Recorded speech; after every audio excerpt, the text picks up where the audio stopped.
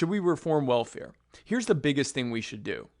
Because I've done door knocking tours, and I know Joe has met with many people in marginalized communities, and I've done door knocking tours and housing projects. And the one thing that I have heard time and time again, and I'm sure Joe's heard the same thing, these folks don't want to be on welfare. You know, the trope that, you know, they're lazy and that they just want assistance, they don't want to do anything. It's patently false. They don't want to live in substandard housing. They don't want to, you know, be worried about if their food stamp card makes it to the end of the month. They're not. That's not how they want to live. No one wants to live that way. They don't want to feel like they're not contributing anything. They don't want to see people looking down on them when they pull out their EBT card. They don't want that. They want to thrive and move ahead. But there's a problem.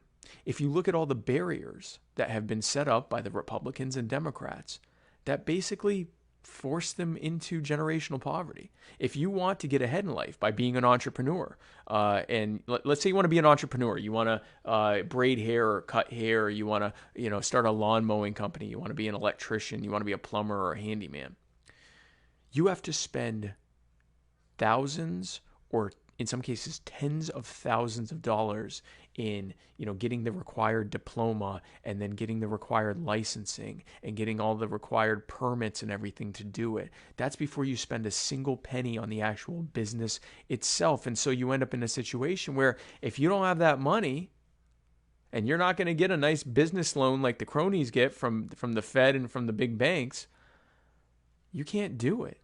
Or you do it illegally and hope you don't get caught. Or you end up on assistance. And if you want to go the other way and you want to get, you know, do higher education and you know, become a doctor or a lawyer or, you know, do something on the professional level, same thing. You got to spend many, many, many years in school. You have to run up tens or even hundreds of thousands of dollars in student debt if you don't have it. And if you drop out or you're not able to do as well as you thought, you still got to pay those loans off because they're owned by the federal government. You can't get out of them. It is nearly impossible to declare bankruptcy to get out of them. You're having to pay them regardless. So this is a punishment. They're literally criminalizing trying to get ahead unless you're already financially secure enough to do so. And so, you know, people like to talk about, you know, they should pull themselves up by their bootstraps. But what they don't say is that there's a $100,000 bootstrap license fee that they have to pay before they can do it. So if we remove those burdens and those barriers that are keeping people in generational poverty, the vast majority of them aren't going to be on welfare. Not because we cut welfare, but because they won't need it. They'll be living great. They'll be entrepreneurs. They'll be building a financial legacy for themselves and their families and their loved ones, building up their communities. It's a fantastic thing. We just need to get government out of the way. So that's our way of handling that.